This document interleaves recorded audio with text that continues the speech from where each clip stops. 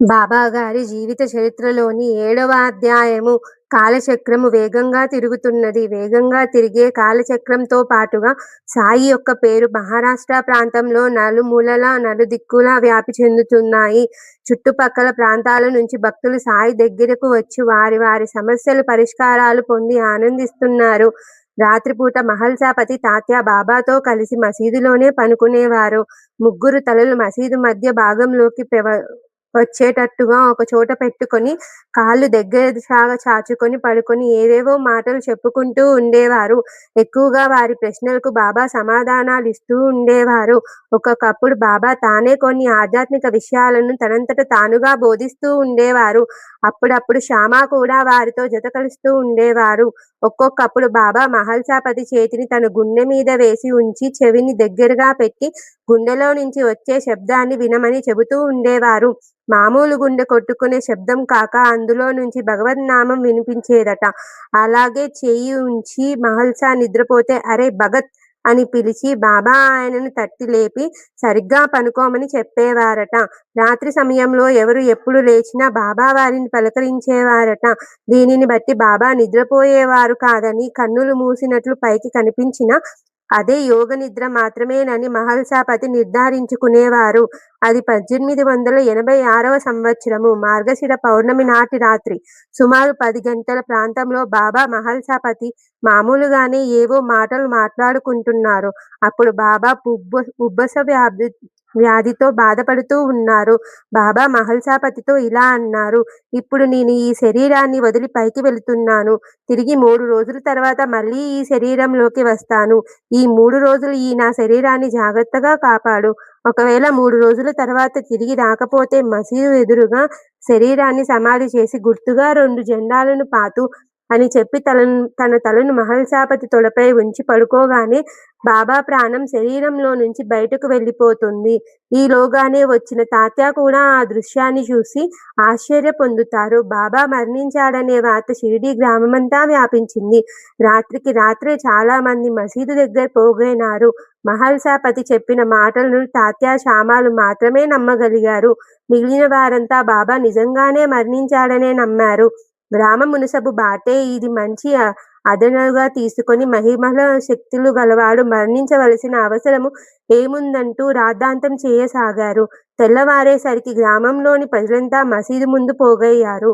బాటే తన అనుచరులతో శవాన్ని తొలగించబోయాడు. మహల్సాపతి అడ్డుకున్నారు.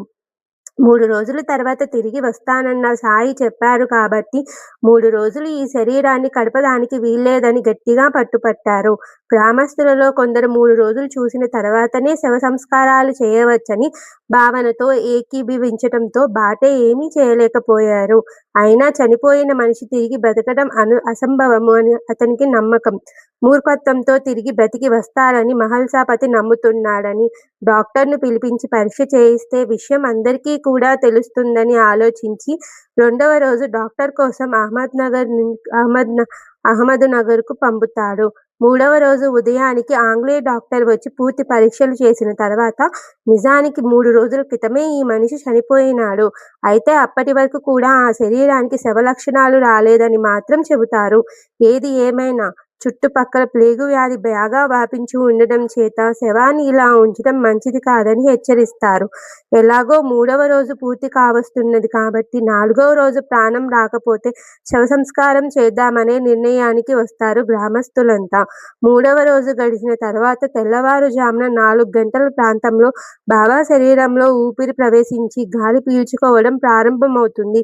కాళ్ళు చేతులు కదులుతాయి. క్రమంగా కొద్ది నిమిషాలలోనే సాయి లేచి కూర్చుంటారు. మహల్సాపతికి ఆనందాతిరేకంతో శ్రీ సాయినాథ్కి జై అని పెద్దగా అరుస్తారు. కునికిపాట్లు పడుతున్న తాత్య, శ్యామలు ఉలిక్కిపడి లెగుస్తారు. వారు కూడా ఆనందాన్ని అణుచుకోలేక శ్రీ సాయినాథ్ మహారాజ్కి జై అని పదే పదే బిగ్గరగా జై జై ధ్వానాలు చేస్తూ బాబా పాదాల చెంతకు చేరుతారు. ఈ హడావుడిని విన్న ఊళ్ళో వాళ్ళు కూడా చకచకా ద్వారకామాయి దగ్గరకు చేరుకొని బాబా సాష్టాంగ ప్రణామాలు చేసి బాబాను చూసి విస్మయం చెందుతారు. స్వయంగా తానే పిలిపించిన ఆంగ్లేయ డాక్టర్ పరీక్షించి శవము అని తేల్చిన బాబా శరీరం తిరిగి బ్రతికి తిరుగుతూ ఉంటున్న చూసి బాటే కూడా బాబా సాక్షాత్తు దైవ స్వరూపుడని నమ్ముతారు. ఆనాటి నుంచి బాబా ప్రచారకుడుగా మారి తనకు తెలిసిన వారినందరినీ బాబా దగ్గరకు పోయి ఆయనకు మొక్కి జన్మ ధన్యం చేసుకోమని సూచిస్తూ ఉంటారు.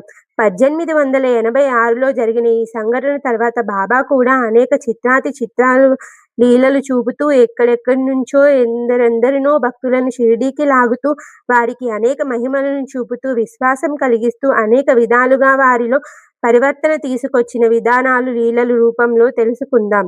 నిజానికి సాయి చూపిన లీలలు, మహిమలు ఇప్పటి నుంచి అధికంగా ఉన్నాయి.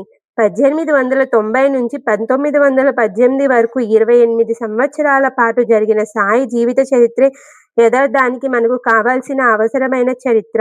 బాబా బోధన, లీలలు, మహిమలు ఈ కాలంలోనే జరిగాయి. ఇది సాయి సంకల్పించిన సంపూర్ణ జీవిత చరిత్ర కాబట్టి దీనిని ఎంత వరకు ఒక కథలాగానే తెలుసుకున్నాము. ఇక ముందు రాబోయే జీవిత చరిత్రను భక్తి శ్రద్ధలతో, నియమ నిష్టలతో హృదయానికి హత్తుకునే విషయ జ్ఞానాన్ని సరైన విధంగా బుద్ధి గ్రహించి విధంగా పారాయణం సాగించమని సాయిని ప్రార్థిస్తూ ఈ అధ్యాయాన్ని ఇంతటితో ముగిద్దాము. ఓం శాంతి శాంతి శాంతి. 7వ అధ్యాయము సంపూర్ణము.